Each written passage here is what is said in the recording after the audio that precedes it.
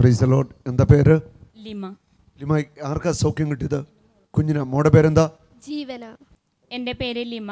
ഞാൻ കാവീട്ടിൽ നിന്ന് വരുന്നു. എൻ്റെ മോൾക്ക് 1ാം ക്ലാസ്സിൽ പഠിക്കുമ്പോൾ ചെവി കേൾക്കാനൊരു ബുദ്ധിമുട്ടായിട്ട് ഡോക്ടറെ കണ്ടു. അപ്പോൾ അഡ്നോയിഡ് ഗ്രന്ഥി വളരെയൊന്നൊരു പ്രശ്നമാണെന്ന് പറഞ്ഞു. അപ്പോൾ അവൾ സ്ഥിരമായിട്ട് മരുന്ന് കഴിച്ചുകൊണ്ടിരിക്കുകയായിരുന്നു. 3ാം ക്ലാസ്സിൽ പഠിക്കുന്ന സമയത്ത് പാവർട്ടിയിൽ സാബു ബ്രദറിൻ്റെ കൺവെൻഷൻ വന്ന സമയത്ത് ഞങ്ങൾ ധ്യാനം കൂടുകയും അവിടെ പ്രാർത്ഥിക്കുകയും ചെയ്തു. അന്ന് അവൾക്ക് രോഗസൗഖ്യം ലഭിച്ചു. അന്ന് അവൾ മരുന്ന് നിർത്തിയതാണ്. പിന്നെ ഇതുവരെ അതിനുവേണ്ടി മരുന്ന് കഴിച്ചിട്ടില്ല. ഇല്ല, ചെവിക്ക് കുഴപ്പമില്ല.